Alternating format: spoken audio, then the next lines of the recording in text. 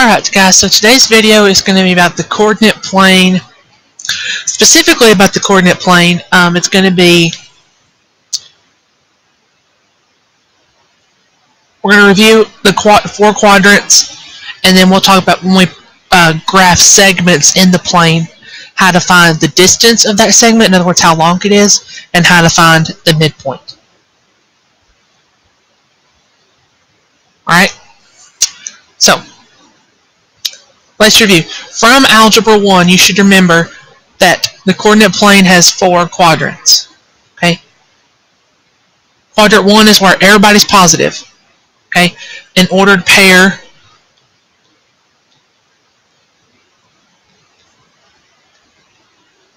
is written as x comma y, where the x's are the horizontal axis, and then the y's, are the vertical axis, okay? And you start in quadrant 1, which is right here, it's the top right. Everybody's positive, your x's are positive, your y's are positive. Then we actually move counterclockwise to quadrant 2. Here, your x's are negative, your y's are positive. Move down to quadrant 3. Your x's and your y's are negative. Everybody's negative down here. You go to quadrant 4. Your x's are positive, your y's are negative. And then you come back up to 1. Okay? So that's a coordinate point, or the coordinate plane. Okay? Now, first big formula, and kids generally don't like this one because it's long, but I'm going to tell you right now, if you can use a calculator, this is really easy, okay? So the distance formula says little d equals, and this is a big square root, okay? So if you have 2 points, x1, comma y1, x2, comma y2. Now I'm going to read this mathematically, then I'll go back and tell you what it means in like layman's terms. Okay, so the distance equals the square root of the quantity x2 minus x1, the whole quantity squared, plus the quantity y2 minus y1, closed quantity squared. Okay, so basically what that means is you have a big square root right here. You subtract the x's, and right here you subtract the y's. Okay, and then outside your parentheses on each one you're going to square it. Okay, and I think if I remember correctly, when you get to geometry B and we talk about Pythagorean theorem again, you can see where this comes from. This is kind of like a special case of Pythagorean theorem, but that's for later, next trimester or whatever. Right. Show you how to use the distance formula. Okay?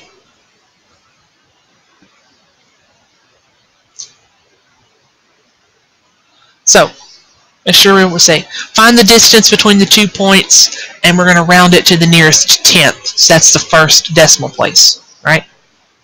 So, we got the point -2, 4, and -5, or +5, -1.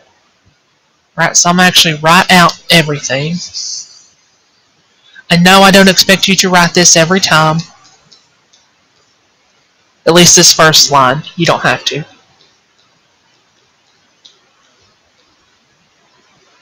Okay? Here's what I want to see when you solve this. We're going to take our x's, and when I was in school and I learned the distance formula, I was taught you always start with the second point. Okay? And that's not a bad idea to start with it. Okay? So I start with the second one. 5 minus, and then I'm going to come up to the second point. It's a -2. Okay? So I'm going to leave it -2 for now. Okay? And then add. Now I go back to the y's. You start with the second y. So I have negative 1 minus first y, which is 4 squared. Okay. Now, what I'm going to do is just clean it up a little bit. That way you don't have as much to type in the calculator. Okay. 5 subtract negative 2. Minus minus right here is going to be plus. So inside the parentheses, I'm going to have a 7. You actually don't need parentheses because it's positive. So we'll say 7 squared plus negative 1 subtract 4. That is going to be negative 5 squared. Okay? Now, from this point, I'm not going to do anything further by hand. I'm going to take this right here and plug it straight in a calculator, just to save me some time. Okay? And if you wanted to, you could have typed it in from here. I just chose not to. I wanted to clean up those parentheses a little bit first. Okay? So let's go to the calculator. Now I'm using this Desmos online calculator. So start your square root, open a set of parentheses, put your 7, answer out of there, square it, then you add another set of parentheses, negative 5, get out of there, and square, and hit equal. Now, most of the time, when you do a distance problem, you're going to get some big, nasty, god-awful decimal, and I expect you to get those if you've done everything correctly. Okay? Remember, our rounding said we're going to round to the nearest tenth. So the tenth is the first decimal place right here after the decimal. So we look there, and we look to the right of it. That looks like a 0 to me at the end of that. Yeah. So our answer is going to be 8.6. So we go back to here. And since we're approximating, we use those.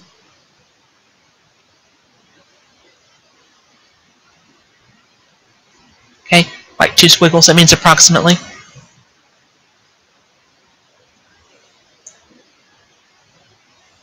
Okay, that's basically distance. Now sometimes when you do distance, you'll get a nice pretty answer. I think both of my answers today are going to be nasty, but that's okay. You sometimes might get a clean answer like 10 or something, or 12.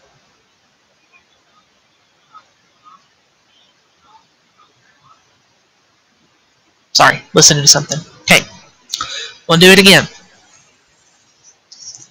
Now I'm actually not going to write the actual formula out, but now notice up here, when I started this, I actually started with the second x and the second y, and then went to the first one.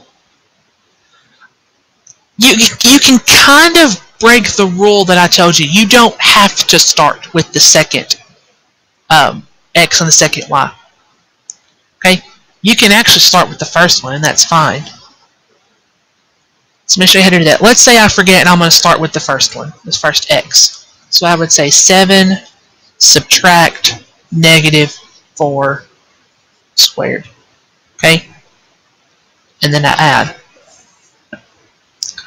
Because I started with the first x in this set of big parentheses, I have to maintain that in the second parenthesis set. So I would start with the first y, subtract the second y. Okay? And then, just to help me, I'm going to clean up a little bit. 7 subtract negative 4, that's secretly 7 plus 4, which is 11 squared. 2 subtract negative 6 is secretly 2 plus 6, which is, that's supposed to be an 8. 11 squared plus 8 squared. Now notice I dropped those parentheses. because the insides turn out to be positive, positive 11 and positive 8. If whatever you're squaring is positive, you can drop the parentheses, okay? But up here, like where I had this negative 5, that was negative, so I had to keep them. Okay? Positive, drop, negative, keep them. Let's type this bad boy in the calculator. So pull it up. Open my square root. 11 squared plus 8 squared. Boom. Looks like 13.6 is going to be our answer. So let's go back. So we approximate 13.6. Okay? That's basically distance. You're just using that formula, and then I recommend you clean the inside of these parentheses up, like I did here. 7 minus negative 4 turn into plus. Just clean it up. That way you'll have as much to type in the calculator. Okay? Now, let's move on. Midpoint. Midpoint you can kind of think of as an average. So you've got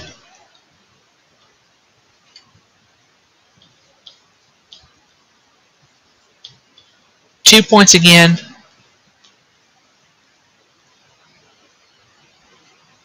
Midpoint's kind of like an average. Okay? You take your two x values, whatever they are, add them up, divide them by 2. And then your y values, you add them up, divide them by 2. Okay? Your answer is going to be an actual point.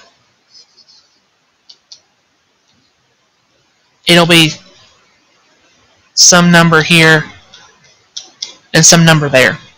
It could be a whole number, or it could be an integer like negative 2, or it could be like a fraction like a half or 3.2 or whatever. Okay? Let's use it. I'm going to use those same points that I used earlier just for, I don't know, consistency's sake. I just wanted to.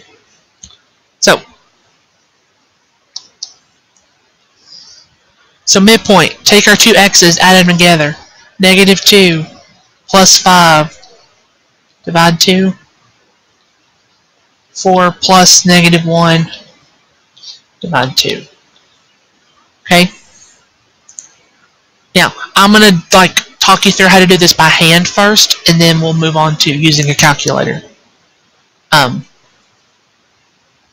If you're going to do it completely by hand, you start on top of each fraction. Okay? So negative 2 plus 5 is positive 3. 3 divided 2 is 1.5.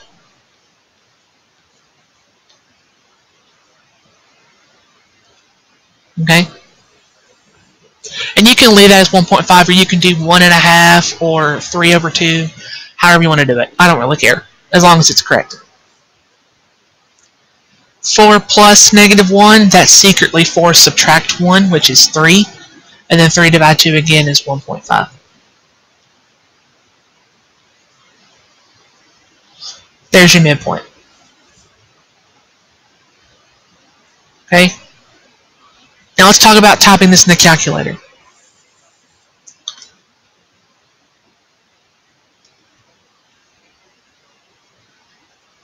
If you want...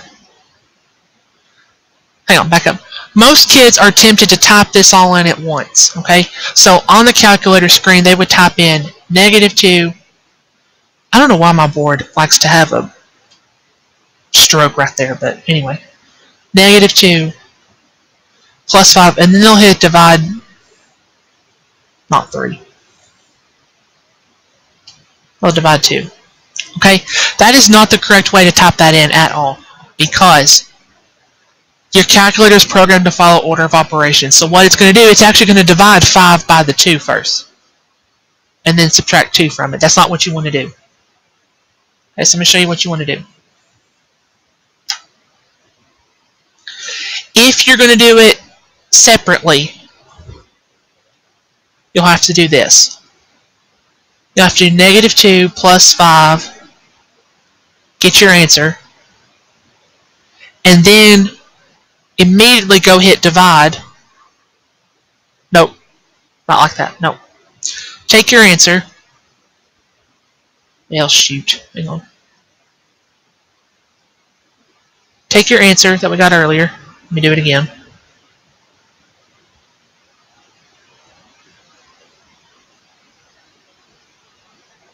You think I could work this thing? Here we go. -2 plus 5. Take your answer, we got 3, and then divide 2. You get 1.5. Okay, you have to do it in 2 separate steps. If you want to do it all as one, though, on this scientific calculator that I'm using, see this button over here that says A over B? You hit that button first. -2 plus 5. Type the top in. Then come down to the bottom and type in your bottom. You still get 1.5. Okay? So you can either do it in 2 separate steps or all as one. If you're going to do it all as one, you have to use this A over B button over here. Okay? Usually these are simple enough you can do them in your head. But if you wanted to use a calculator, that's how you would use it. Alright, let's do the midpoint for these 2 set of points. So we add our x's. And I'm just loving decimals today, apparently.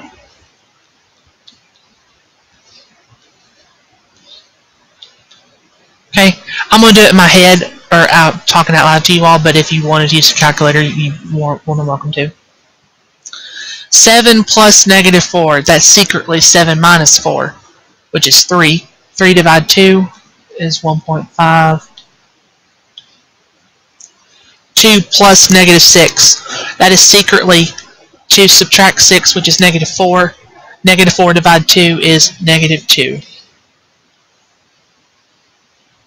There's your midpoint. Right? Midpoint is super easy. It's literally adding and dividing. Okay? The only thing I think you should have trouble with is distance. And if you need to, you can watch this video multiple times to get distance, or you can contact me whenever you need to do. Right. That's midpoint. Homework. Your homework's going to have 20 problems on it. No, I am not assigning all 20 to you. 1 through 10, the first 10, I want you to do the odds. And then 11 through 20, do the evens. Okay? If you want to do more than that, of course you can do it for extra practice. I don't really care.